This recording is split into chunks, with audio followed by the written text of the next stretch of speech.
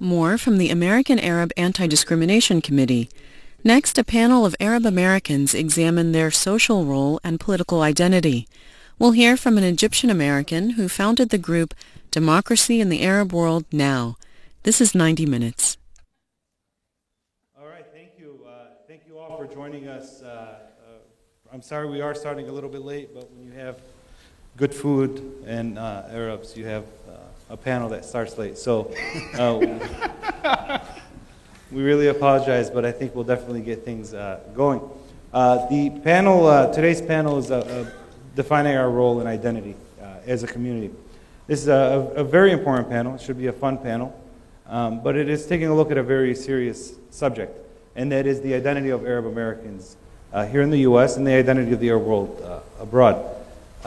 Recently, within the past year, ADC has begun an initiative to start outreaching to the Arab American community as a whole, and not just focused on one area or one region.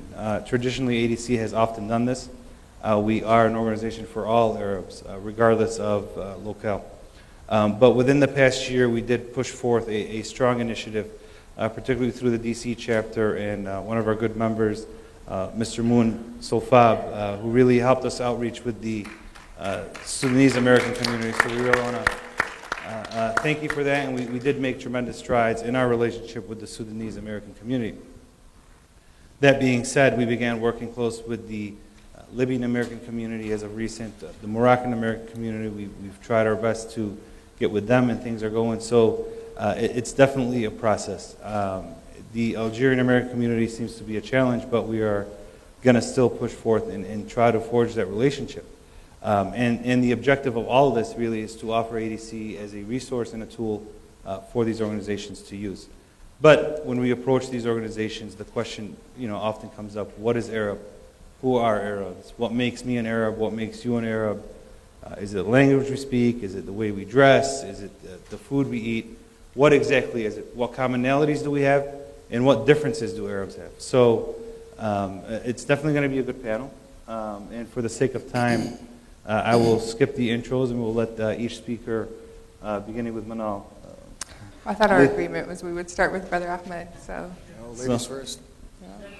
Ladies first. Ladies like to take last words, so go for it. It would be very un-Arab of me if you didn't. It's an Arab thing, yeah. So if Someone else go ahead. we'll start with Muhammad. Scapegoat, yeah. Just 2 or 3 minutes introduction about yourself, the work you do, and then we'll... Sure. So my name is Muhammad Sanusi. I work for the Islamic Society of North America, ISNA. It's the largest Muslim community in the United States. I really would like to begin by congratulating the ADC for putting together such an impressive conference, and particularly this important panel.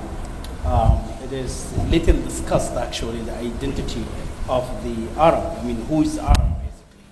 And this is the critical question, and there are a lot of mistakes and misconceptions, and on this particular subject. Not here in the United States, but actually it is in the Muslim world and in the Arab world as well. When the definition of who is Arab actually was defined in the 1940s, by the Arab Leagues and other entities, they defined, the Arabs in, 3 categories: whether you are, speak the language, that's you are an Arab, or you are in the region.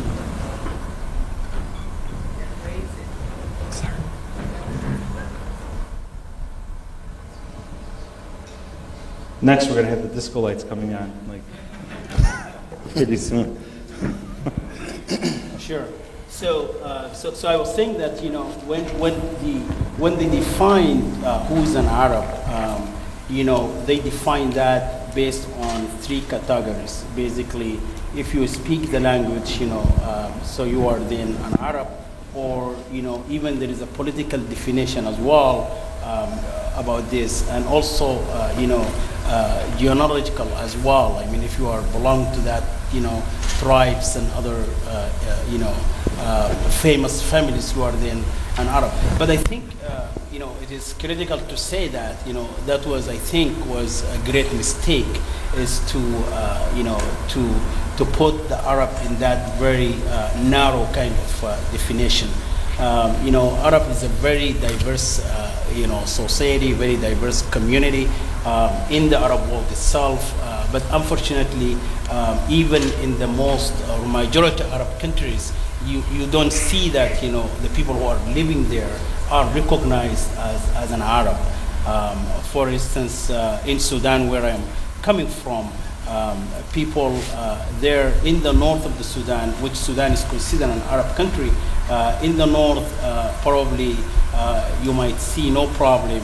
People speaks Arabic and people consider to be an Arab, but maybe in the other part of the Sudan, you don't see that. Even in other countries, even in Egypt, for instance, the Coptics might not be considered an Arab by the majority of Arabs. So I think these are major mistakes, and this particular panel and this particular discussion, I believe it came in the right time, at the time that is where the Arab world is actually going through major changes, and I think coming up with a definition and recognition for this particular subject to encompass all of this, I think it is very critical. Here in the United States, I think the ADC initiatives of reaching out to other Arab countries, and particularly Sudan, for instance, or the Sudanese community here, for instance, I think we can see the fruits when including other people that are not necessarily in the table. And I can give you one example. Because of this outreach and because of this newly started relationship of reaching out to people who are from the Arab world, from Sudan, from Somalia, from people who are in the Arab League, but are not, included or are not really participating in ADC. We can see some fruits when we do that.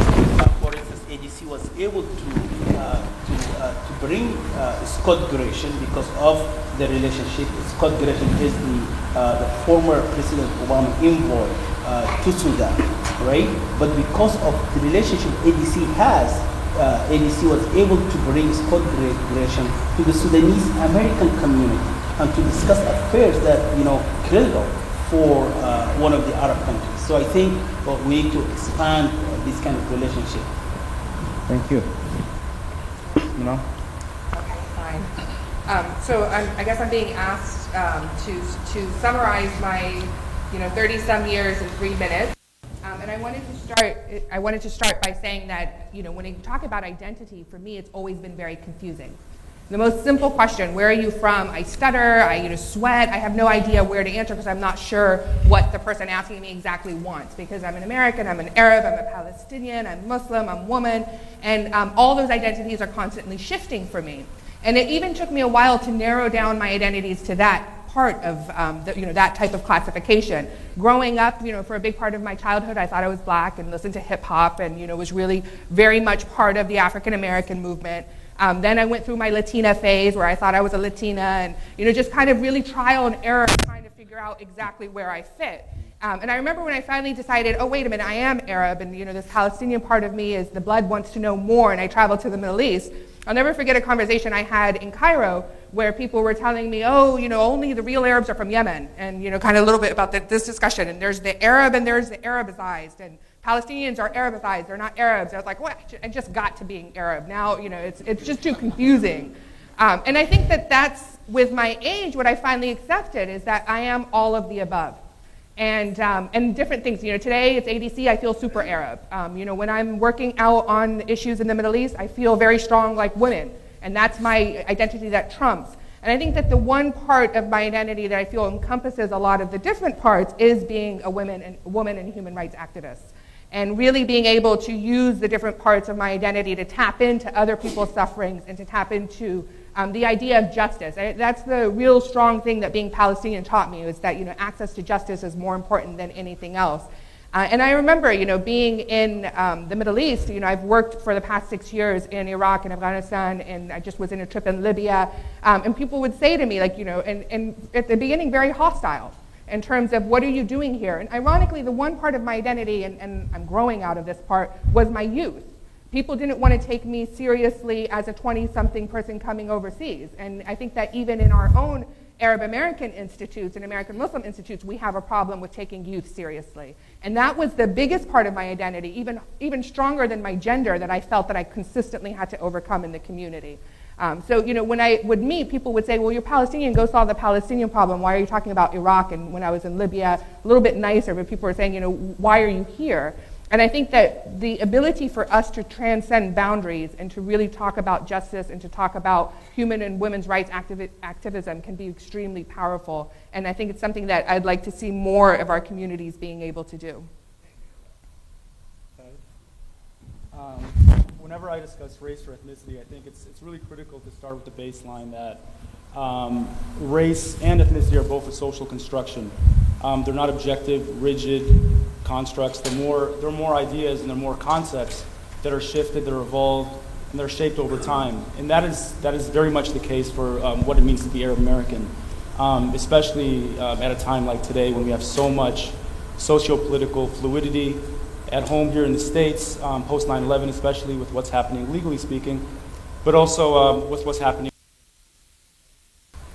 with certain stereotypes of Arabs being demystified, certain images of Arabs being deconstructed with more democratic images arising from the region. So it's really critical, I think, to first of all understand that race and ethnicity is something that evolves and shifts and changes over time. And the encouraging element about that is that that kind of dynamism allows for that kind of dynamic activity allows for a more embracing and all-encompassing definition of what it means to be Arab American. And I think at a moment like this, where our community at home here in the States is becoming much more diverse, much more eclectic, it's key for us to really hone in and integrate new communities that share the same fundamental linguistic parallels, the same normative parallels, and same historical parallels. And one thing I'd like to address maybe with your line of questioning is, historically speaking here in Arab America, there's been a lot of racial gatekeepers in our communities. Organizations like this one, ADC, other organizations have had a more narrow definition of what it means to be Arab. It's pretty much been Levantine-centric to the exclusion of other groups.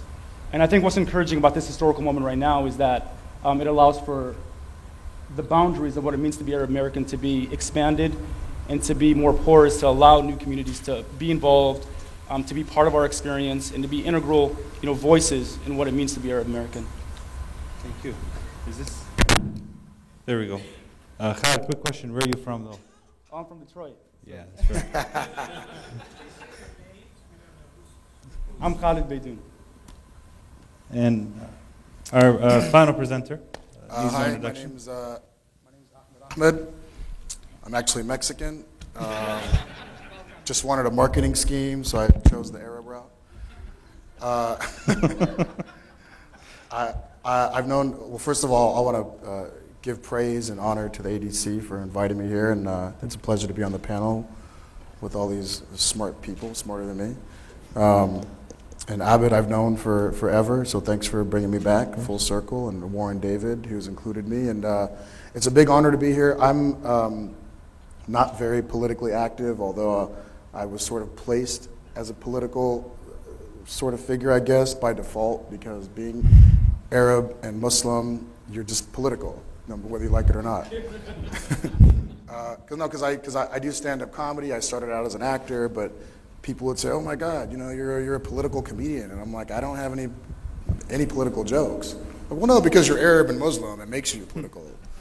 I'm like, you watch too much CNN, is what you do. So, but I started out as an actor almost 20 years ago. I made a great living playing terrorists and cab drivers. And then I was frustrated by that, so I wanted a voice, and I got into stand-up comedy about 15 years ago. And for those of you that don't know a little bit about the background of our comedy group, we used to be in a show called the Axis of Evil Comedy Tour. And it was right around the time President Bush had coined the phrase Axis of Evil. We just thought it was so ludicrous, so we decided to take the name and put Comedy Tour on the end of it. And then one of the main reasons of us being able to do a tour like this was to kind of echo what everybody here said on the panel, was having a voice, having an identity. You know, ADC has been great about being one of the gatekeepers for Arabs here in America to have a voice, and even Arabs abroad to have a voice. And so my part as an artist is to break down walls any way I can through humor. And I think humor provides a great cross-cultural dialogue that people can have, because it's not such a serious arena to have conversation. You can kind of learn from each other through laughter, and that's sort of what my initiative is these days. Thank you. I think for the format, I'll be asking quick questions. Maybe we could take 1 to 2 minutes to answer each question. But I want to dive right into it. And Muhammad, I want to ask you a question. Why the difficulties? What seems to be the challenge between bringing together the different Arab American communities, particularly the North African community, the Middle Eastern community? I mean, historically, could you give us a historic perspective on the relationship and why, where we stand now, and why the difficulties and challenges? Right. I think there are certain historical factors that helped to bring the Arab American community, particularly from Palestine, from Syria, from that part of the world, particularly maybe because of the Middle East problem that requires the Arab Americans from that part of the world to come together and address certain issues. So maybe that is one reason that you see Arabs from North Africa, from East Africa, they are not really heavily involved in the Arab Americans movement here in the United States. But I think there is an opportunity, that should change. In fact, because what we see here as an Arab American community, if we are able to bring people from North Africa and East Africa to this kind of gatherings, and I think we will accomplish a lot, because because of the changes happening right now in the Arab world, and sharing experiences is so critical here. But I think the major challenges we're facing here as an Arab Americans, most of the Sudanese American, for instance, are not really active on the Arab Americans institutions, I should say, and that actually should change, because it's critical for us to come together and discuss issues pertaining to that particular people from particular Arab world. And I mentioned the Scott Gratians. I talked also to other Arab institutions here, how to bring Sudanese Americans and do a roundtable discussion in particular issues, so that we can benefit from experience of the Arab Americans from different parts of the world. Thank you. And just for reference, the Scott Gratian event Muhammad is alluding to was an event ADC put on this past October, where we hosted the U.S. Special Envoy to Sudan, Major General Scott Gratian, at a hotel in Northern Virginia. For me, it was an eye-opening experience. There was maybe a little over 300 people, and I probably was the only Arab American from... I was probably the only non-Sudanese Arab American in the room, but it was probably one of the first times I've worked on an event for ADC that was not advertised in the Lebanese, Palestinian, or in the Levant community, totally tailored, advertised, and put forth for the Sudanese American community. And to see it a success really has resonated. And Manat, a quick follow-up question to what you said, where you went from African American to Latina, now to Arab American. And what was it? What clicked, or what was the moment where you said, "This is my identity. This is who I am"? Well, I guess, can I answer the first question too, just real quickly? Because I think that one of the things that we've carried over from our parents who immigrated over is the lack of institution building. And I think it's an important element for us to really be addressing in terms of the actual creation of institutions means that we have to really be engaging with communities and making the institution relevant. So, the idea of we have this institute, why aren't people participating? Let's tell them about it. Or custom tailoring isn't necessarily always the best route. And because my background is specifically capacity building for institutions, I've always felt frustrated with the institutes that both represent the Arab American and the American Muslim community, because we forget best practices, we forget strategic planning, we forget surveying of membership, we forget all of those issues, and I think that's also one of the trends in terms of why it's been so hard to bring everyone together, is we're simply not relevant, and then we try to do too much. So, the focus is, are we foreign affairs? Are we issues overseas? Are we civil rights? Are we representing, all Arab? What's the common thread? And that can't happen without town halls and national dialogues, and the temptation is always to skip that part when it comes to institutions. Now back to my Latina self. So I think that what clicked for me was that I'll never be one.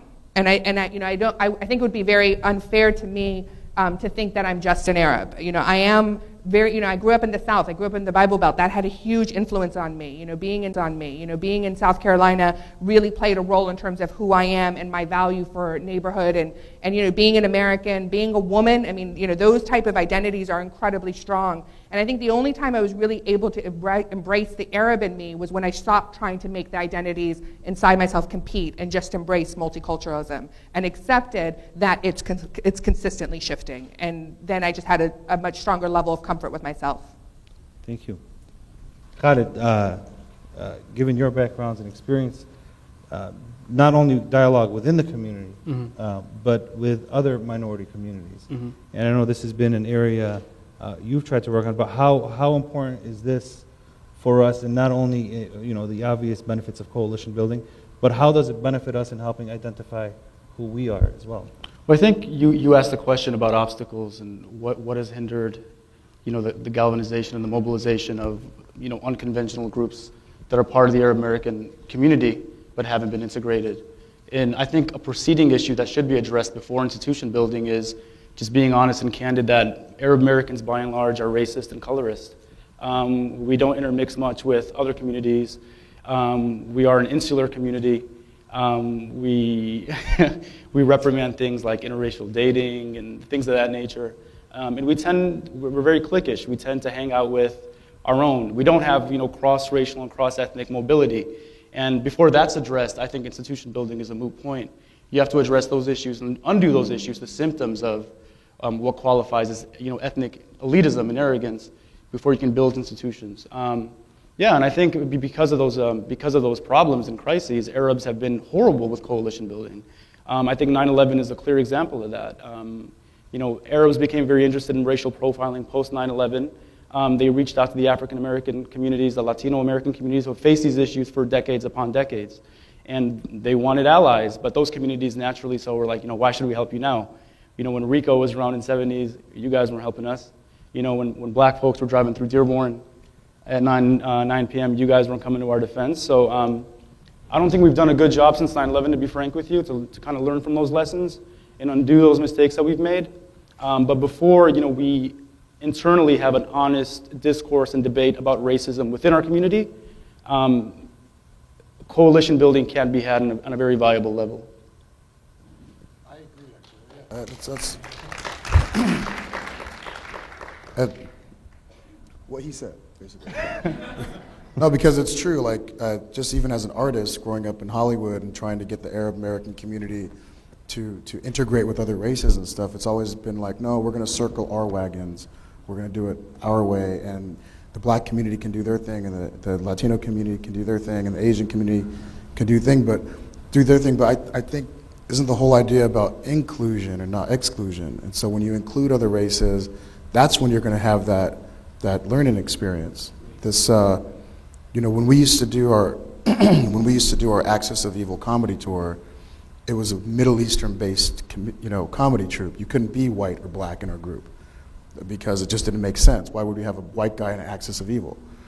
So when our group split up and went our own ways, we created a new comedy troupe called Just Like Us, which is based on a movie I just made about showing that Arabs and Muslims on that side of the world laugh just like us over here. And the comics that went on that tour to Dubai and Lebanon and Egypt and Saudi were white and black and Italian and German American and the Greek Canadian and you know, we sprinkled some Arabs in there, but we made it more diverse. And for some reason it seemed to work a lot better because now you have an international dialogue going. It's not just so Arab-centric. And that's not to say that I'm not proud of being Arab and being Muslim. I very much am so, but within our community, we already know about each other. So why don't we extend the olive branch to other communities and religions so they get to know, they get to feel like they're a part of it. Whenever a community or a religion or a culture excludes, then you've isolated yourself. And so it's hard to circle back and say, hey, can you help us now? And it's like what you said earlier. No, we were there and you weren't paying attention. And Hamad, I just want to add to that. I mean, really, the coalition, is this on? it should be.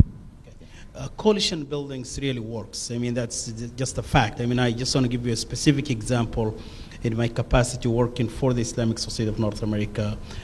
Last year, when the controversy around Park 51 and Terry Jones and the increased level of Islamophobia and attack on Arabs and Muslims, you know, we actually created a coalition that includes all the religious organizations, major ones, the U.S. Conference of Catholic Bishops, National Council of Churches, all the interreligious organizations in just one coalition. And we call it shoulder to shoulder, standing with American Muslims and Arab Muslims, upholding American values. So that particular coalition actually provided a voice to America. Actually, most of the analysts actually saying that that particular event we had last year before the anniversary of 9/11 changed the discourse here in our nation.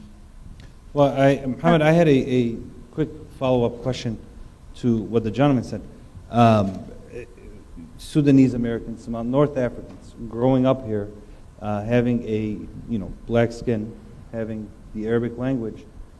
What challenges do the younger generations face, and are those challenges? I mean, is the discrimination real from both sides of the fence? I mean, are there instances of young Sudanese American coming, wanting to be involved with the Arab American community, but then experiencing racism because they're a darker skin color? Right. Well, I mean, we see these things. You actually learn them at home. And we see the problem, this particular problem you just mentioned, is not real here in the United States only, but actually you can see that in the major Arab League's conferences or meetings as well. I mean, you don't see that part of the problems in the Arab world. They might not really necessarily fully. I mean, you can see some of these Arab countries, whether it is Sudan or Somalia or Djibouti or all these Arab countries who are in the Arab leagues, you don't feel that they are fully recognized member. I mean, they are a member, but I mean, you don't see them as such really. And this is something that is, you can see that. I mean, when I sit in, in any discussions and people, when they mention countries from the Arab world, I never heard Sudan. I mean, I can just tell you, I just want to be clear here. When you say, I mean, people don't even mention it. So I think this is a problem that we really need to address. And I think ADC and because the Arab Americans community, because the way this country, United States, is structured, and to embrace a level of diversity, I think we have an opportunity and chance, to change that perception. A perception that, when you say Arab, we should define that Arab in a different, in completely different way. If you are from the Arab world, you are an Arab. I mean, regardless, really. I mean, that should be what we should talk about. Excellent. I just wanted to be a little bit brave and challenge in terms of some of the things that was said at the end, and I think it's some kind of cart and horse discussion. And I also wonder how much is generational. So, how much has changed with the generations? Because I know that, my peer group is very inclusive and has gone beyond the old discussions in terms of who should be included and who shouldn't. And also recognize, Sahar Aziz today gave tribute to the civil rights activists who have come from before and, really paved the path. So I think that has changed, that tone has changed. I'm wondering when we're able to go beyond and say, actually, let's recognize that there has been change and there has been advancement to a certain extent, a huge amount of where we need to go. But I also wonder, without institutions, how safe space is going to be created. Because to really be able to challenge that way of thinking, which has definitely been passed on through the generations as well, so we're nowhere where we need to be. But to be able to challenge that way of thinking, to really be able to be inclusive, to be more importantly relevant, I think you need some, and it doesn't have to be formalized institutions, but safe space that's created where you can have that dialogue and talk about progress moving forward. Otherwise, what you're going to have is a lot of disenfranchised and alienated cliques throughout the country. But you don't. Well, that's where art comes in. And I think that's where art and culture and food and music and it's always festive events or conventions like this that bring people together. And I know your point where you're going with having a forum, but then you end up having a lot of arguments and people trying to voice their opinion, and then you don't get anywhere. But if you were to incorporate, some sort of cultural, and I know it happens, but a cultural festival where other people are involved, where you're celebrating the cultures through certain art forms, like I said, music, food, comedy, literature, filmmaking, that really opens up a dialogue and a handshake. And I do agree with you on that, because there has to be some sort of, monetized platform that people can communicate with, and I agree with you. But the institutions have to be reflective of the diversity of the group. For instance, if the institution is only comprised of leadership that are Lebanese, Syrian, and Egyptian, what good is that doing Sudanese, Moroccans, Algerians, Copts, Amazighs, Chaldeans, who identify as Arab Americans? So my thing is this, it's creating grassroots bridges for communities that have been disenfranchised and marginalized for decades in this country. So building institutions is all fine and dandy. We have institutions that are effectively, until recently, have done a very poor job reaching out to those communities. So I fundamentally believe until you address the core issues, the core cancers, which are the entrenched racism and colorism within our community, and second, build those grassroots people-to-people kind of ties on the ground, that institutions are effectively not meaningless, but futile in that regard.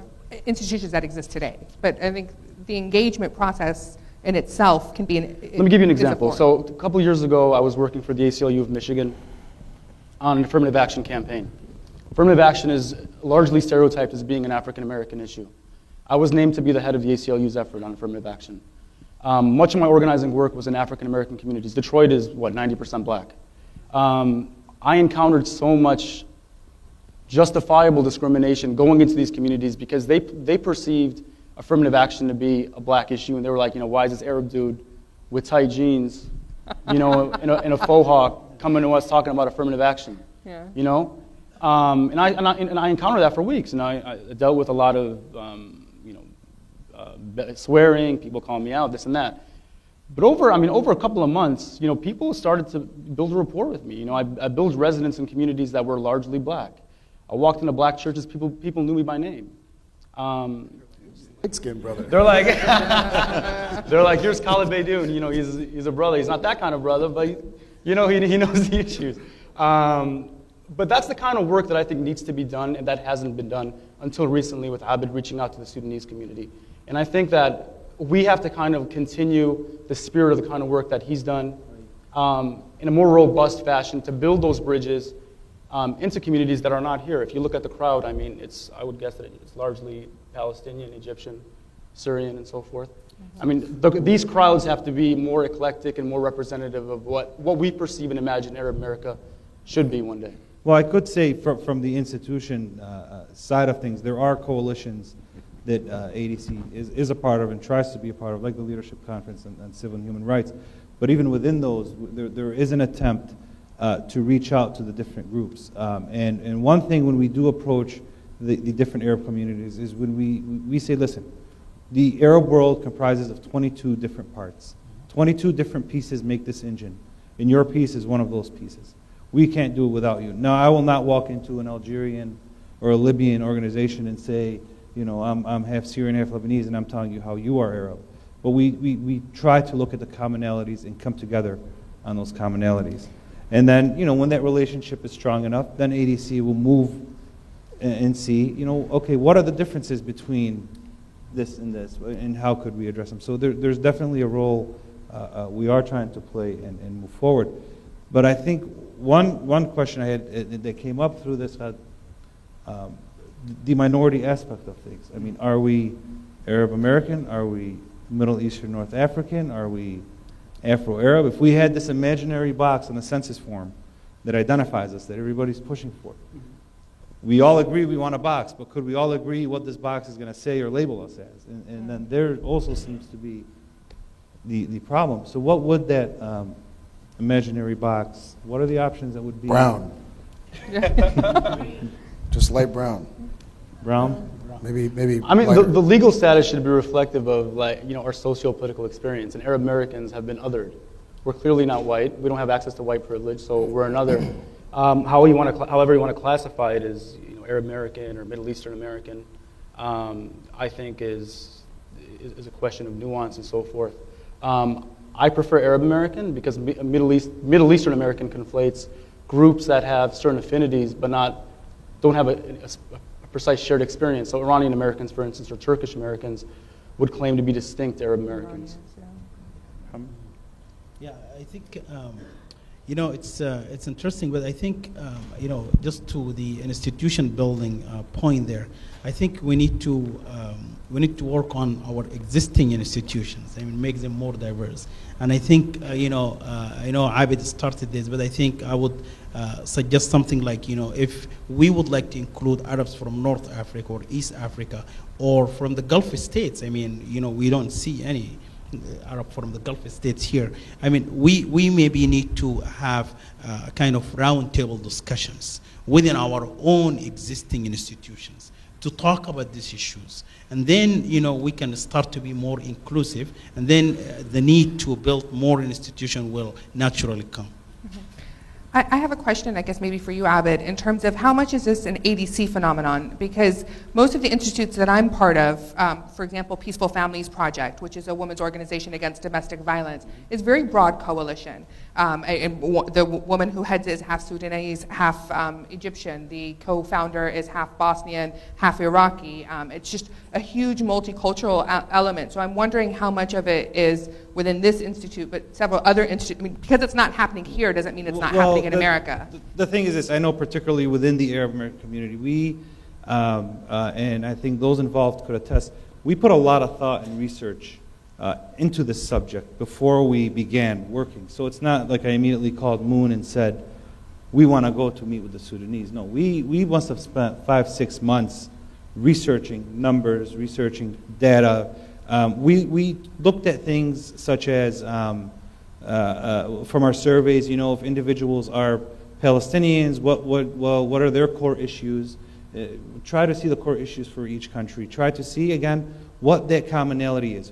And what we, at the end, said, what could ADC offer to this community that will, in turn, they would appreciate? For the Sudanese American community, it was, you know, discussing the referendum in Sudan. For the Moroccan community, it's been providing legal support from our legal department. So you could see the Arab American community within itself is very, very diverse.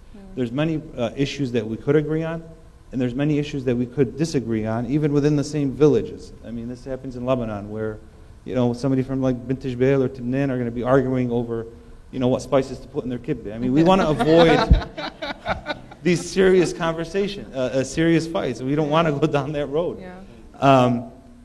But for us, it really took a lot of time. There was Professor Hisham Abadi, Professor Hisham Adi from Columbia, who really helped us tremendously. And he did some excellent work on this issue and about the identity issue.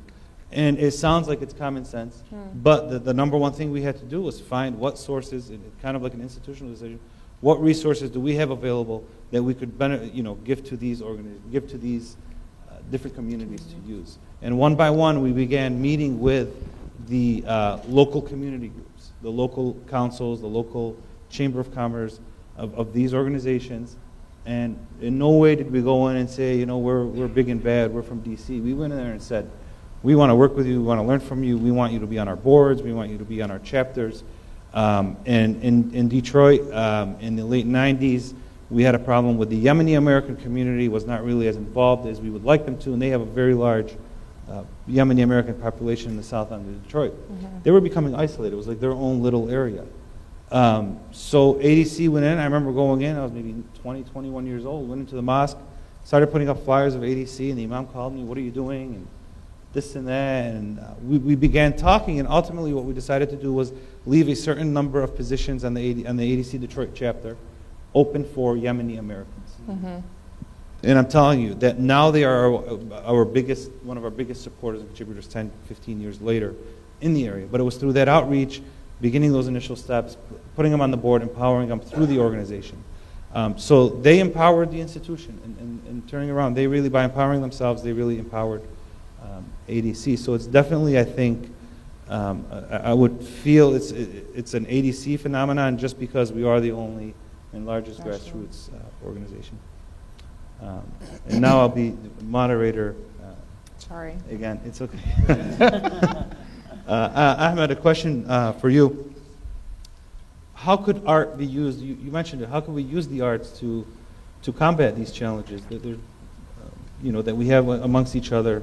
I know it could be done through comedy, but other ways. And how's that work? I think you see it more and more every day. I mean, there's a lot of filmmakers that are telling their own stories, and so when when a non-Arab or non-Muslim goes to see a film about an Arab family at a film festival that has predominantly American films in it, oftentimes they'll change their mind. Like I forgot the name of the movie about the Palestinian woman who comes to America. So that was a great film, and a lot of people, White Castle. That's right. She worked at White Castle. See that right there. She crossed. But when a lot of Americans saw that movie, they connected to it because it was an American story. Really, it was an immigrant story. I'm just going to throw this out as an example, but Miss USA last year, Rima Faki was from Detroit. From Detroit. Thank you. He loves Detroit. But Lebanese, right? Well, the first, Miss USA was Arab for the first time. Yeah, you can clap for her. I'll clap for her. But that shut a lot of people up because a lot of people thought, they see Arab women like, dressed like this and, very, submissive and don't have a voice. And, she came out guns a-blazing and, she won. And that said a lot, And you're starting to see a lot of these, Arab comedy festivals and, up-and-coming Arab community. Saeed right here is an awesome comedian. Saeed Dura. And these festivals and Amman, Jordan has a comedy scene, and Saudi Arabia has a comedy scene now, and Egypt, and then there's this, everybody's starting to use not just comedy, but literature, film, Dr. James Zogby has this new book out, Arab Voices, and so that's important to be able to tell our own stories. We can sit there and tell our own stories amongst our group, but unless you share them publicly, who knows? The one question I get asked all the time is, do you blame Hollywood for portraying Arabs the way they portray Arabs? And I say, no, I don't blame Hollywood, I blame us.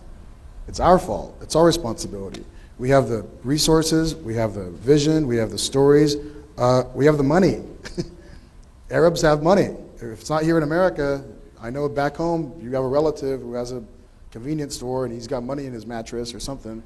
But it's like, but that's what I mean. And even before before September 11th, we never used to have Arabs come out to our comedy shows. And before September 11th, after September 11th, everybody came to the comedy shows. And so everybody has a story. And the media is such a powerful tool. And if you sit there and, Dr. Jack Shaheen brilliantly exposed Hollywood and showed, I think, 1,200 some odd clips of cartoons, TV shows, and films where they only portrayed Arabs, Middle Easterners, and Muslims in a negative light. You never saw the Arab guy on Friends. You never saw the Arab doctor on ER. You never saw the Muslim guy on Seinfeld. You just don't. And so why should we wait around for the media monster to do it when we have the ability to do it? And I think when the rest of America and the world says, oh, look at these Arabs, they're over here telling their own story. That's fascinating. I didn't know that about that. Or look at this story about that person. Or look, they cook and they dance and they breathe and they eat. They're just like us. and I think that right there, whatever art form you decide to portray that through, I believe is a lot more powerful than what a politician has to say. Yeah. Thank you. You can find me on Twitter at Ahmed Comedy. Manal, Arab, Muslim woman, you wear the hijab. How often has that crossed those intersections in identity? Is there a difference between being, an Arab woman as being a Muslim woman, or as being, what conflicts there? It's a good question. I think that most people are comfortable between secular or religious divides. And and I think the Arab American community is one of the first people to bridge that and say, it doesn't have to be polarized. There is a way to be spiritual and religious and be, liberal and secular in terms of legal, rule of law, respect. And I think that that's very hard for most people to understand. And I've often been told, and I think specifically because I work on women's rights, I've often been told, and I work on women's rights globally, not just in the Muslim world, and so I've often been told, isn't that a contradiction? People will say, you're an Arab, you're a Muslim, but you're working on women's rights? How can you be all of those at once? And again, I think it's being able to portray that it does different things. But I had a similar experience in terms of Ahmed. I've done a lot of policy briefs, I've done a lot of academic papers, but it wasn't until I wrote my book, Barefoot in Baghdad, and did it from a very simple narrative style that I found people resonate. And in fact, most of the people who ended up emailing me were not Arab and not Muslim, and most of the people who found me were children of soldiers. So a lot of Iraqi soldiers' families, mothers, wives, and daughters emailed me after seeing the book because and their sense was, we don't know what's going on, we don't know what the Middle East. One little girl, she was 16, literally said, all I envision is desert. And she ended her email by saying, I'd like to imagine my father's one of those soldiers helping you. So I think it is true. What you said really resonated. It's the narrative and it's the simple format.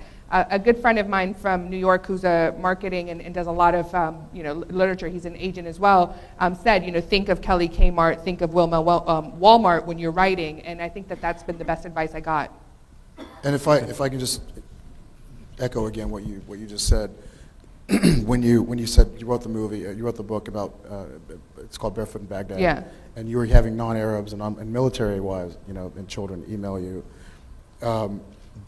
Most of the world they do think that the Arab world is just a desert, or strictly bombed out buildings or terrorist camps and all that. And when we made this most recent film, Just Like Us documentary, we traveled through Dubai, Lebanon, Saudi, and Egypt. And so many Americans would come out of the screenings of our film and say, if I had the money, I would take a trip to the Middle East tomorrow, because the film made me want to go see it. They didn't know there was nightclubs in Beirut, Lebanon. Mm-hmm. They didn't know that you can go down to the Khal Khalili bazaar in Egypt and go pick up trinkets and stuff like that. They didn't realize that there was a Harley Davidson chapter in Riyadh. Mm-hmm. They didn't realize that in Dubai there's a big expat community. They don't see that. The news never shows that. Mm-hmm. And so I think by showing that and strictly through literature or film or television, it's just such a broader explanation, as opposed, because I remember growing up, people would always ask me, what is Arab, what is Muslim?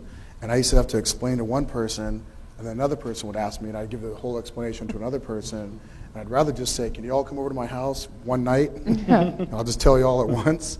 And that's the beauty of art, is you can capture an audience and tell your story in one big swoop, and then go to the next place and continue to do that, yes, whether it's instead of doing it, individually. Khalid, given your background and what you've gone through, how different do you see the socio-economic factor? How different do you see the Arab American communities across the country, particularly, often we know how the community is in Detroit as compared to other pockets, and what role does that play in not only the current generation but future generations? Yeah, I think the Arab American community is very diverse along, ethnic, sectarian, national lines, but it's also very diverse along socioeconomic lines. Me and Abid, both from Dearborn, Detroit, it's a very working class, and now rising, indigent, poor community, which, kind of conflicts or is an aberration from the statistical kind of image of Arab Americans being upper middle class. Arab Americans, by and large in the country, are very financially stable and very affluent, so to speak. And I think that socioeconomics in many regards kind of shapes how different Arab American communities frame who they are ethnically and racially. The more affluent tend to want to shift their legal, tend to align themselves more with the legal designation of being white or Caucasian, for purposes of access to white privilege, for purposes of political influence, for purposes of trying to achieve a certain economic status. Whereas, my upbringing, where I grew up, I just felt a stronger affinity for and identified for being a person of color, given that a lot of the economic challenges I had to face. I had a stronger sense of camaraderie and community with African Americans, Latino Americans who faced a lot of the same economic struggles, a lot of the same existential experiences that I had growing up. So I think that when determining and shaping how to frame ourselves in terms of who we are as a legal people here in the States, socioeconomics has to be addressed, and we have to kind of focus in on the working class Arab American pockets in Detroit, Paterson, New Jersey, Chicago, different segments of New York, Los Angeles, and so forth. And those communities cannot be marginalized and ignored when imagining and then finally designing and designating who Arab Americans are. And I think, for the record, when my family came here in 1978, in 1980, 81, we moved into a home, one of the government homes for the poor folk. And we lived downstairs, and Khalid's family lived upstairs. We were both causing trouble at like 3 and 4 years old at the time. But I think it's, that upbringing really has an impact on your identity. But it's that similar upbringing where the newer communities are facing. 68% of the Somali Americans in Minnesota live below the poverty line, and only 23% graduate high school. So what impact what role could not only organizations like ADC but the other communities kind of play in the assimilation or in the assisting of these communities in the U.S.? Yeah. I think Abid, you brought a very, very important subject. Actually, I visited the Somali community in Minneapolis actually a number of times. There are about 60,000 Somali refugees in Minneapolis, and there are about 40,000 of them in Columbus, Ohio. And this particular community is actually facing huge problems of integration. So they're not really able to integrate into the larger American society, and that's where they needed help. I mean, they faced major problems, in discrimination in housing, other issues, to integrate in the schools, bullying and other things. They even don't know how to strive, in this new society that they are in. And I think, other institutions like, ADC and Islamic Society of North America, other institutions, I think they need to come forward. They need to come forward and find a way to help. And not only really institutions that belong to Arab and Muslims, but I think, again, the question of coalition building is very critical here. We do not need to, reinvent the wheel. Basically, the Arab immigrant communities came, here before us. The Jewish community went through, difficulties. The Catholic communities went through difficulties. The Arab Americans community went through that. And so if we just need to use these experiences and help the newcomers really now to integrate. I think that is very, very crucial. And we actually starting doing that. I mean, having round table for them with a number of institutions to help them how to integrate. Having a number of round tables with governments. Actually, a couple of months ago, I was in Minneapolis with government, with the federal government, and met with Somali leaders. In fact, just to discuss how they can help them to better integrate and understand their rights as new immigrants. Add one note, because the past 2 years I've been working with Iraqi refugees who've been coming to the country, and also with Syria and Egypt. It's just recognizing that these communities are dealing with a lot of trauma. And beyond the trauma of war and being survivors of war, just the idea of coming to a new country. So, in addition to the integration, sometimes being in an environment which is the same, being in an environment where the same language and the same dialect, most of the refugees that I've spoken with want to be among other Iraqis, is not necessarily a bad thing. I think it just has to be done phasing and providing the right trauma counseling, which again, we often want to skip and get to living the American dream. So I think that's just an added element that's important to factor in. Thank you. Yeah, I just want to add another thing, Abid, here. I mean, we always read and talk about, America is a melting pot, right? Mm-hmm. But I think the pot is not melting anymore. When I went to Minneapolis, I really found little Somalia. Yeah. I visited the Somali community, so I see little Somalians all over. I mean, you will see huge building, and then when you go into that building, basically you are in Somalia. Wow. And also you can see that in other immigrant community as well. I mean, in California, Chinese communities and others. So you see that. I mean, so I think maybe we need to talk about this part more. Well, it's and along those lines, one statistic is the community in Metro Detroit has $9 billion of peer-to-peer transaction each year.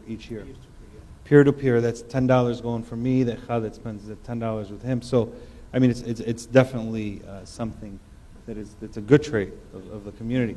Before we head to question and answer, I just got one quick question for everybody, but I want to ask Ahmed, tell us a little bit more about the Just Like Us film and its opening.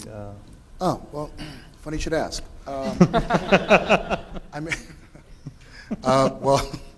We in 2007 we had gone to the Middle East as the Axis of Evil, and we toured through Jordan, Dubai, Lebanon, Egypt, and Kuwait.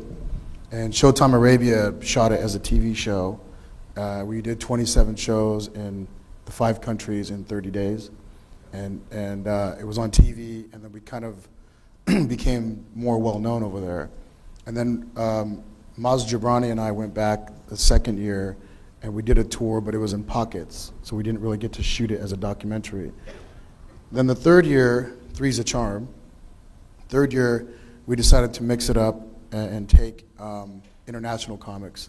So there's Whitney Cummings, who's one of the first American Caucasian female comics, who came with us, and Omi Jalili, who's a well-known British comedian. Maz Jobrani is in the movie. Tommy Davidson from In Living Color. A lot of comics that you'd recognize. And we just went on this whirlwind tour, and I was just the movie. I made the movie for a couple of reasons. One was I was part of a tour with the actor Vince Vaughn like 5 years ago called the Wild West Comedy Show, and being on the tour, it was a sort of inside peek as to what it's like to make a documentary about a comedy tour. So it was almost like going to school for free. And so that kind of gave me the inspiration. But the driving force behind it was when I'd go to the Middle East and perform these comedy shows, I'd come back to America and my American friends would say, "What were you doing in the Middle East?" And I'd say I was doing comedy shows. And they'd always ask me, "Which military base?" That's right. And I'd say, "Oh, it wasn't a USO tour. It wasn't a military tour for the troops. It was for Arabs." And they were shocked. They were always like, "In English?" And I'm like, "Yeah, we did it in English." And they're like, and they get it. I'm like, "Yeah, they get it. They're human beings. You know, they have internet. They are on Facebook. They're poking me and tagging me every day over there." So I was frustrated by it. Again, like going back to your childhood and always answering the question of what it's like to be an Arab or Muslim. Now I'm answering the questions of, do Arabs and Muslims laugh on that side of the world? So, out of pure frustration, about 4 days before we launched the tour, my business partner suggested that we film it. So I scrambled around. I hired 2 camera guys. One is in the back of the room over there. Now he's my producer, Taylor Feltner. Raise your hand, Taylor. He's a 6'3" white guy from Little Rock, Arkansas. And I said, do you want to go to the Middle East with me for a month and shoot this documentary? And before I finished the word documentary, he said, yep. But his parents called him and were worried for his life. They were afraid that something might happen in the Middle East. And I was like, you'll be fine, you'll be fine. But he shot some amazing footage. We shot 200 hours of footage. We cut it into a 72-minute documentary. We've been to 25 film festivals. We premiered at the Tribeca Film Festival. And it's a documentary about the celebration of culture and comedy and family. And we just did a deal with Lionsgate Films. It's going to come out on video on demand and DVD. And don't download it, because I know Arabs like to download. Yeah. If you have a DVD, then everybody has a DVD. But we're self-releasing it in theaters. It's in theaters here in D.C.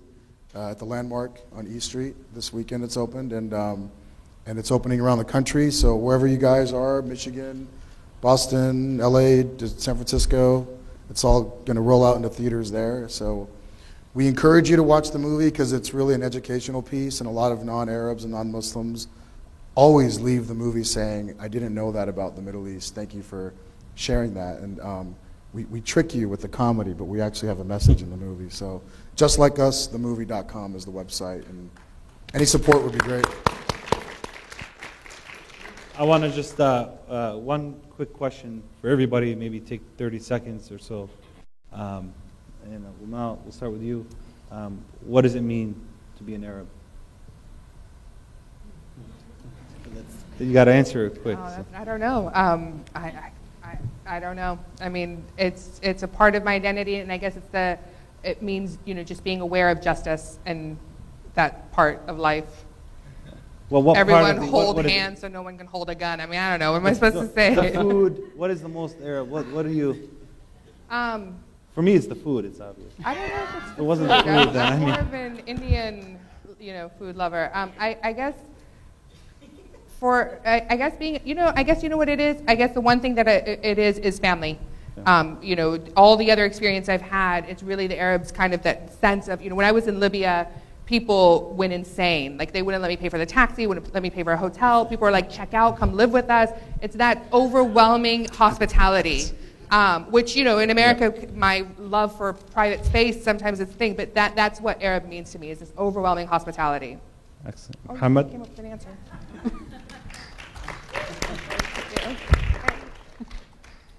Well, it's again, I mean, as a Sudanese Arab American, I think it means to me, it's the recognition of my really my background, my ethnicity, and it helps in the way that you can communicate easily with a number of countries that speaks Arabic. But I think what I would like to see, I mean, if I can phrase the question differently, what I would like to see, what it means Arab to be, is that really whoever speaks Arabic, it should be really considered an Arab. Because really, the Arabic is really the tongue. I mean, if you can speak Arabic, you should be, considered, an Arab. Thank you. Khalid? How about you? What does it mean to be an Arab? I got a question for you, actually. Let me ask you, if you were an Arab, what would you want to be? If I wasn't an Arab, what would I want to be? Oh, it's easy. I'd want to be dead. So, answer yours. I guess the biggest thing about being Arab is, I think the family thing is really big, and also bigger than the family is that having a strong community, a broader sense of community, which feels like family. What does it feel to be an Arab? Yeah. To kill the infidel. No, that was a joke. Yeah. Some of you are like, maybe he's serious. I think the thing that makes me most proud of being an Arab is sharing my culture with the rest of the world. And that's, I think, a lot of the reasons why, I don't know what happens preconception, but do you choose to be an Arab or are you just born an Arab? So some people say that you actually have the choice, that before you enter your family, that you say, I want to be an Arab, and then you come out and you're like, oh, I messed up. But, can I get something else in the menu? But then you come out in this world and you're Arab, so you have to deal with it. And the best way to deal with it is to share with other people and to explain. And we do have a responsibility to explain. If we just sit there and deny our culture, then the rest of the world will deny us. It's like, I think somebody was touching on it earlier, the assimilation factor. I have a lot of friends who, like, after September 11th, they would introduce themselves to somebody and be like, what's your name, Tom? My name's Mike. And it's like, your name's Muhammad. Your name's Muhammad. It's not Mike. So holding on to that is important. So holding on to the culture, sharing it, I think, is the most important thing for me. Thank you. I think we'll open it up to just thank you again. Just a couple questions. We have a few minutes, so we can squeeze in a couple. Is that microphone on, or? We don't want to turn on the disco lights. Yeah. You can go ahead. We can hear I you. can hear you.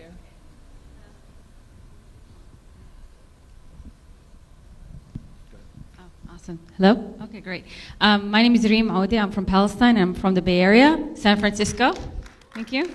Ahmed, I'm a big fan of you, and we like you back in San Jose and the Bay Area.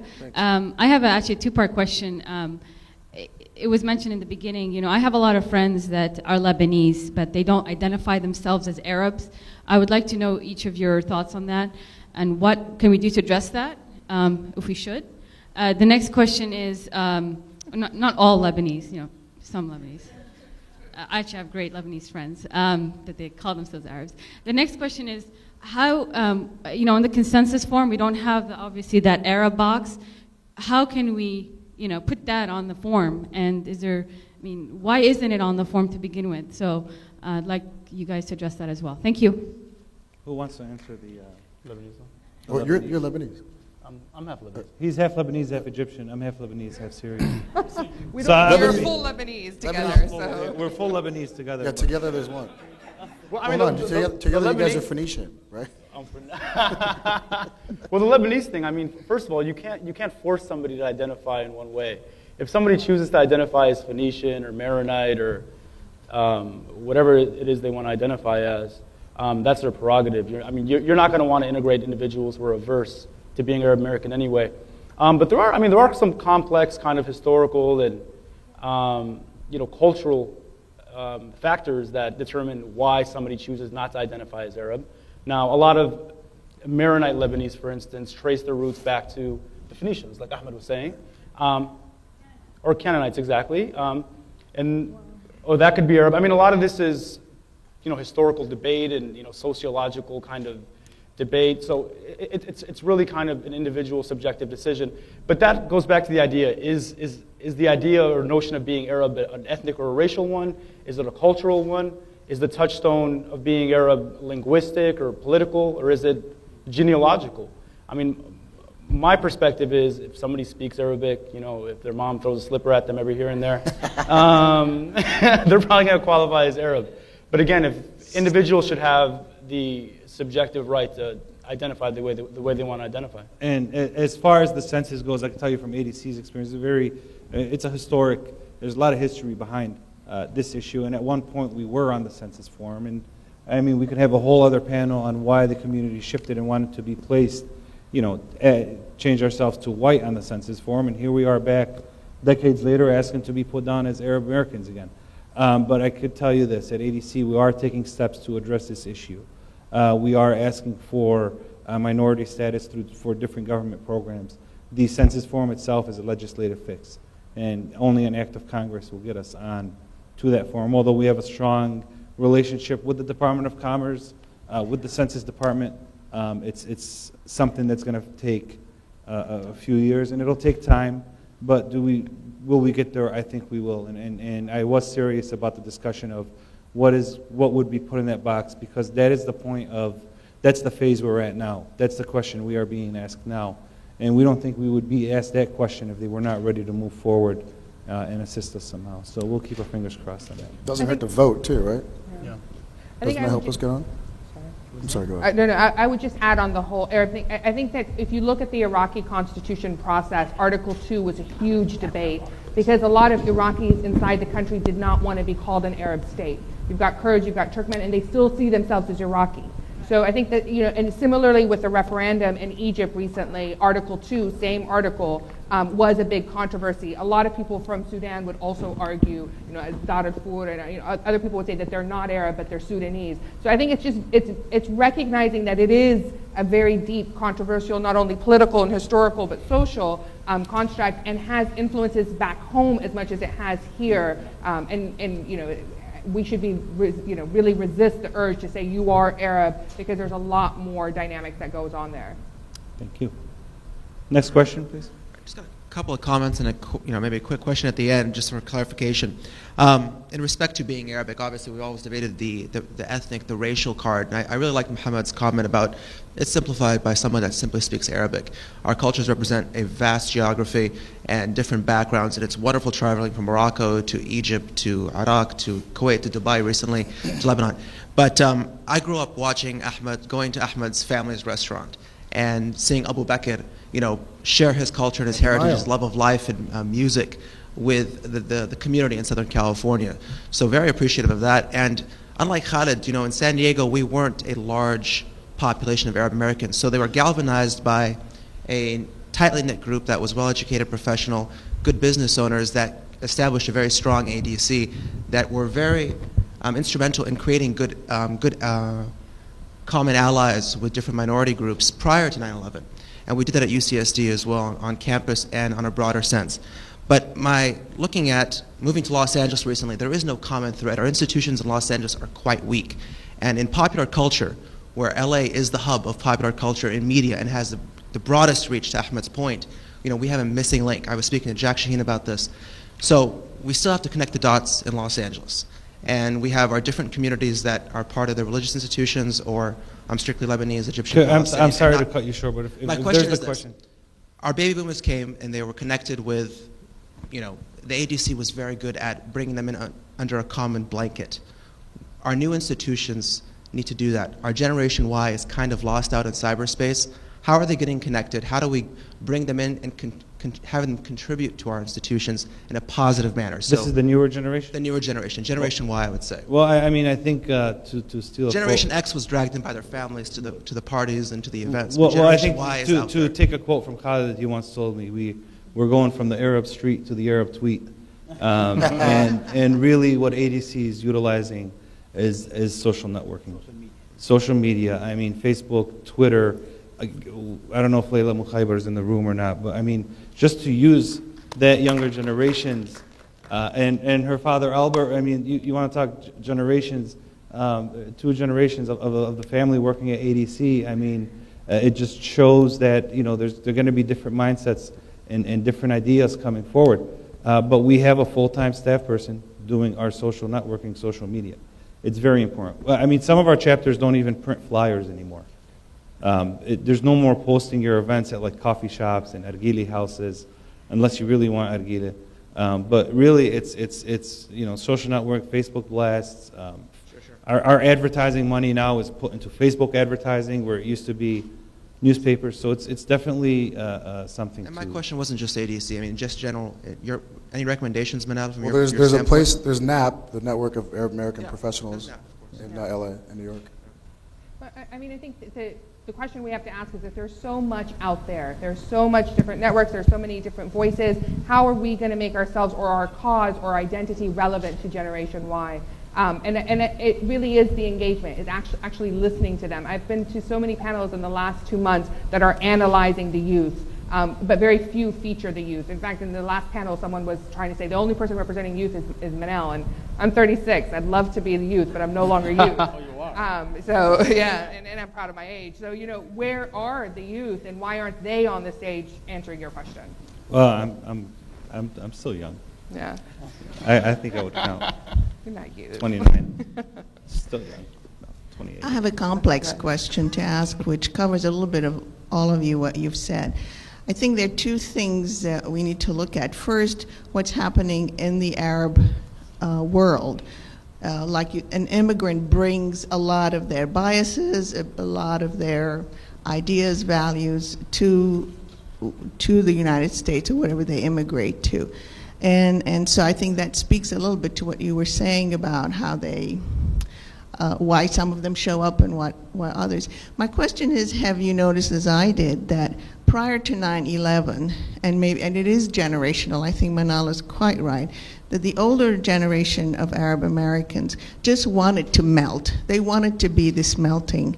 And they were scared because whatever they came from, the trauma, everything has to be considered. But after 9/11, I don't know if you agree, but there seemed to be a division of how Arab Americans have reacted. Some have sort of become even more invisible and become Mike and John and Paul or whatever.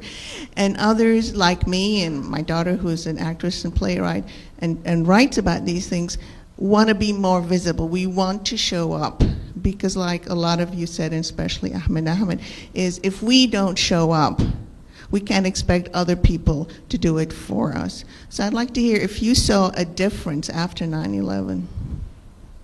If I can address that, I think that 9/11 was critical on many levels, but the idea of melting for many before 9/11 was not an option. I mean, for a lot of Arab Americans who have a specific phenotype, my colleague to the right, he would never have the possibility of passing or assimilating as, a prototypical Caucasian American. Me, most folks think I'm like Puerto Rican or Dominican, so the ability for me to pass is not an option pre or post 9/11.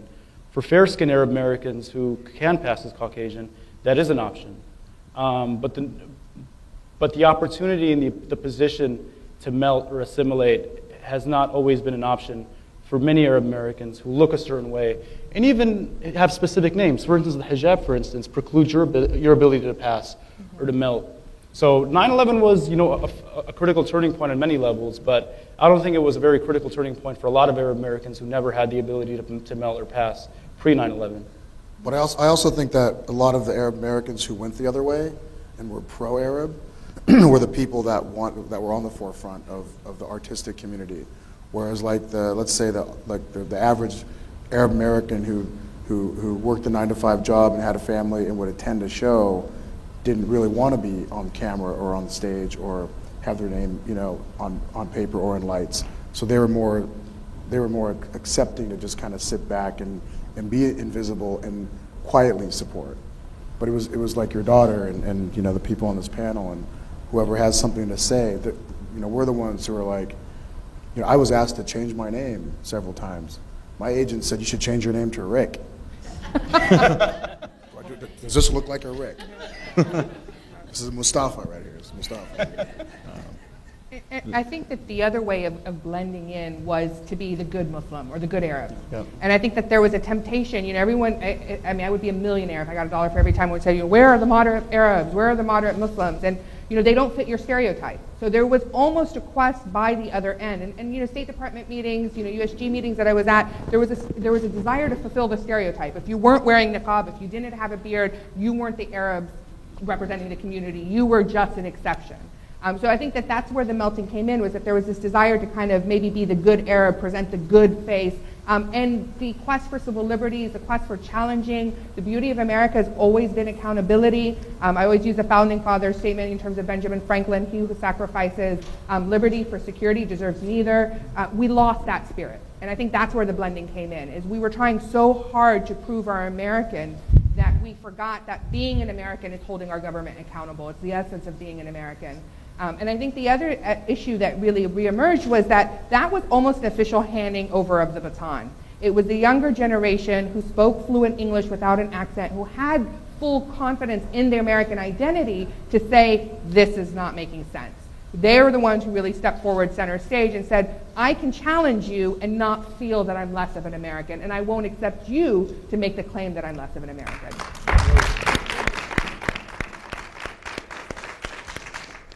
And I would add to that, actually, I mean, after 9/11, I think, the Arab American, the Muslim Americans, they faced with the question whether we wanted to be, integrated or we wanted to be assimilated. And that's a very critical question. And because there are certain level of fears, I mean, if we are assimilated, actually, we will be accepted by the larger American community. But if we are integrated and kept our culture, we're integrated to the American society, but we kept our identity as an Arab from different world, that might be presenting a danger to the larger American community. I think that was a critical question need to be answered, and even that question is generational. I mean, people who are first generation, they will answer it, in a different way, and second generation, they have their own answer. So I think these are the major factors here. And I know we're running short, but I want to take real quick just to tell you what our research found. And I don't even need to go back to 9/11, but just to go back to the current era of popular uprisings. Okay, post 9/11, there was this big identity question: Are we Arab? Are you Muslim? Are you Arab Muslim? That was a point of discussion. All of a sudden, you've seen the terms, Arab and Muslim become one, and the community really addressed both issues one way. Okay, the popular uprisings, though, and what began happening, the Arab identity began coming back slowly. That's the main reason we are having this panel. What's happened in Egypt, what's happened in Tunisia, what's happening in Libya, Syria, everywhere, you have Arab Americans, Christian, Muslim, regardless of religion, standing saying, we're proud to be Arab. These are our people. And in the younger generation, I have never, in my years at ADC, we just began receiving, I'm half Lebanese or I'm half Egyptian, I want to intern there this summer, I want to be a part of this. So it was really, I think, these uprisings really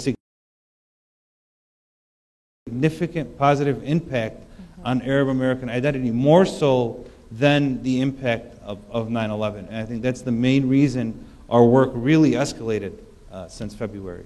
Right. And actually, it's not only the identity. Actually, it helps this uprising.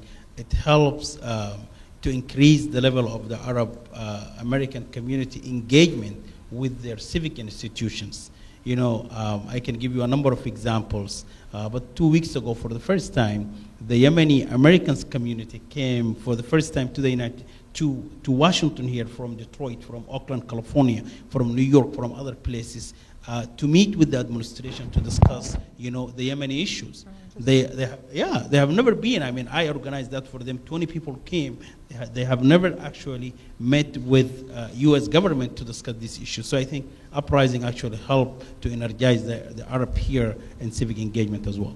And I know we're running really close on time, just a few minutes left, but if we can make the questions quick, then we could. Okay, thank you. Hazem Al-Tahawi, I'm from Michigan, originally from Egypt. And Abid, you almost mind read my question. My question was specifically about the identity, the religious identity versus the national identity, because I'm in Michigan, and I'm seeing that sometimes I notice that the community is trying to identify more with their original, religious background, rather than the national common Arab background, and you can sense that even in the funding sources. The mosque or the church, they tend to be able to generate more fundraising than towards an organization like ADC. No, it's always easier to raise money for God, regardless of religion. But it is definitely, and we could talk a little bit more. But the question of religious identity, and I mean, it did play a role. And a lot of Arab American, from our research, what we seen was Arab American Muslims tend to say they were Muslim first. Arab American Christians tended to say we're Arab first. That was prior to the Arab Spring. When we went back to the same people we interviewed and did our research on, it was almost unanimous. I mean, it was all, we're Arab, across the board. So that's why I feel that event really propelled the identity, to the forefront. Well, I think, I mean, just from a personal experience, I've always felt that the Arab institutions are so highly rooted in secularism that automatically people are dismissed. I used to always joke that me and some grandmother were the only hijabis in the audience. And we often weren't treated with respect. And I think that that's changed, I feel, over time. And I've been involved in ADC since I was 10. You know, I've seen it grown and I've seen it change. And I think likewise, the reaction was, you know, a lot of people who go to Islamic events who aren't necessarily, you know, practicing in the way that people think they should be weren't welcome. So, you know, it's the inclusivity issue and how do you become inclusive. I think it's very hard for women, both being Arab and being Muslim. It's very hard to be women and independent, and that's the question, is where do you actually fall in the line? And most people don't fall into either extremes, they fall middle ground. Hassan, are you going to be quick? Yes. Thank you. I want the panel to address two challenges. One is take off from what Abed was saying. It seems like when the uprising came up, many of us became proud Arabs. To that point, the first challenge, what is it in the identity that I want to emphasize to my children to have them say, I am an Arab? They don't even speak Arabic. Their mom is an American. What is it? I don't want to wait for another uprising or whatever it is. I need to know what the substance is for me to have them say, yes, I'm an Arab and I'm proud it's not just food. Second challenge. The thing is that with my fellow here talking about more comforting to actually identify with the religious identity versus the Arab identity, it is rampant of a problem in the Sudan, and Chaldeans call themselves not Arabs, Chaldeans, and many regions of our own Arab world, they simply say, no, I'm not an Arab. Look, it's not just a question of choice that I am a proud Arab, but I'm responsible to have me also provide the atmosphere for people to say, yes, I'm an Arab, comfortably when they are Kurdish or whatever it is. I mean, that is lacking right now. The question, I'm sorry, because we are really... Okay. These are the two challenges I want to address. Well, I mean, first of all, but there's a lot of ethnic minorities in the Arab world. The Arab world is very broad. You can't impose a certain like ethnic or racial designation on a people who choose not to be Arab. If they come from a different lineage and they have their own proud normative systems and culture, if they can choose to latch on to who they want to be, I don't think that imposing, you know, Arabness on somebody who doesn't want to be Arab is the way to go. Thank you. I think the one character trait Arab have, and I've said it before, asab, is a very good trait. Next question. I'm 100% WASP, and my Arab wife asked a question just a while ago. And our daughter, Layla Buck, acts and writes and plays about being Arab in the Arab world. My question is, 3 months from today will be the 10th anniversary of 9/11. There will be a firestorm of media coverage. I think it's wonderful that the Levant and the North Africa are getting together in the United States. But to what degree are people really planning on how to convey the positive about Arabs at that time? I think what Ahmed is doing is absolutely wonderful, and I think there's just a huge need. I, as this WASP, travel in circles, people here in Washington who are supposedly sophisticated, but boy, they are ignorant about Arabs in the Arab world. I guess my question is, what are you thinking of doing 3 months from now? That's a very good question. I could tell you, I don't know if that's our cue, but I could tell you that there is a national dialogue between a number of organizations, including ADC and ISNA, across the board on how to best address and what events we will be doing for the 9/11 anniversary. And it's definitely something on the radar. And by the way, I mean in anticipation of a backlash or of hate crimes against Arab Americans, we've already began meeting with U.S. attorneys and local sheriffs and local law enforcement in the major cities such as New York, Chicago, Detroit, prepping them for what we feel our concerns and what we hope does not happen. So we are putting our safeguards up. Right. But sorry, go ahead. Yeah, I just want to add to that. Really, it is. I think it is also wrong to see the 9/11 anniversary as just an Arab or Muslim issue. Really, I mean, this is an American issue. We're a part of America, right? So I think that we need to address the issue as such.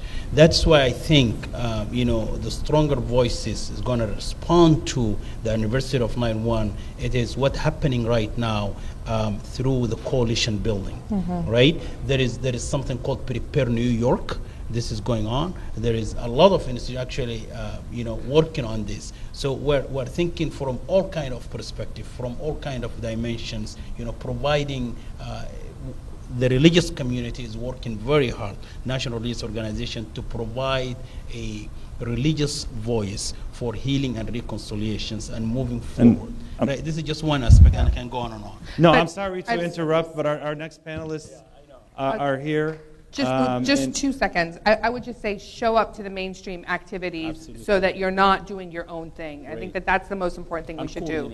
Yeah. Just if we can combine the last two questions, because we have a great panel who came in from out of town, and we're already cutting them in for under almost half the time. Should I ask? Yeah, just go ahead. Okay, my name is Hevi Buzo. I'm from Syria. I'm Syrian American, and it's great what ADC is doing and trying to bring Arabs together and talk about our issues. But as Manal and Ahmed said, we need to build bridges with other ethnicities and backgrounds in the United States, such as Caucasian Americans, yes. Hispanics, Black, and even Jewish Americans, and trying to talk about our issues, or show who we really are. What is ADC's agenda and regarding of that issue? Well, that's very clear. I mean, ADC has been on the forefront of coalition building long before 9/11. In the 1980s, we began Project Hope, which was a project geared at getting alcohol out of inner city stores, particularly in Chicago. And it's picked back up again. We're a coalition executive member of the Leadership Conference on Civil and Human Rights, the LCCR. We're the only Arab American organization. We're the only Arab American executive member. I sit on countless coalitions. We work with La Raza, MALDEF. We work with ADL on certain issues. I mean, there is not a group or an organization that ADC is probably not a part of. I mean, we really serve. The coalition is probably number one. In fact, it is it is in our board resolutions, and every year since 1980, we have taken a stance on coalition building and urge it to do it. And I just think that it's important for every individual to take on that same role. I mean, for example, women's issues is my issue. I'm a proud member of the National Organization for Women. I'm a proud sponsor of Planned Parenthood. And every time I walk into one of the Planned Parenthood meetings, they're just like, "What are you doing? Like, what the hell?" Like, it's a disconnect. And I'm sorry, we got to just get to the last. So I think it's important for every individual to, not just the institutions. It's along the lines of the previous question, and my question has to do with the integration of more recent immigrants. There's a huge influx of Arab American or Arab professionals who come here as immigrants and eventually become Americans. And I think there's a huge disconnect between Arab Americans and those professionals coming in. I'm one of those people who came in and, as a PhD student and then became faculty member. So the problem is that I see that more recent immigrants are unable to identify with the Arab American community and integrate very well. So the question is, how can EDC help with that? And the other question has to do with Arab Americans living here. How can they reconnect to back home? ADC can help. There are many Jewish organizations that are sending people back to Israel for trips to identify their roots. I mean, I can answer that question really quick. I mean, one, we can help in any way. We are a membership organization. We're a grassroots organization. The Arab American community is very large and diverse. Unfortunately, we don't have the resources to send people for trips back home. We barely sometimes have the resources to send Abed back home to Detroit to do a program. So, I mean, the way we send people back home is give us your support. ADC has a reputation. It's got a brand. Once members join, I mean, yes, from our end, we could do a little bit more to reach out, re-strategize on how we're going to reach the membership. But once we do reach the membership base, the onus is on them to tell us what do you want to do. Our legal department, for example, addresses issues that arise from a survey given at the end of every month. And it's those policy items we work on. It's truly a grassroots organization where the agenda is set by the members. And that's important. So once we reach those members, every one of them is different from the Somali to the Lebanese. So we have to work and tailor our messaging, but the services are there. And we do have a free legal department, too, which offers A resource that might be helpful is Upwardly Global, and they take people's, if you're a doctor, if you're a dentist, if you're thinking, and they'll actually translate it to American accreditation. So Upwardly Global is another useful resource. Yep. And finally, we are in the forms of developing a business professional council, which we'll be discussing hopefully in an email a couple weeks ago. Thank you. Thank you to our panelists. Can we clap through? Thank you. Thank you.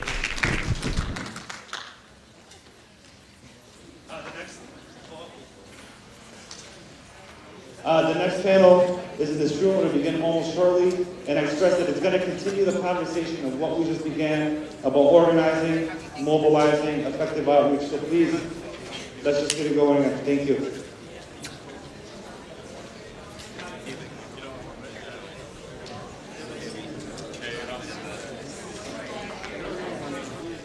Up next, a House oversight hearing on Justice Department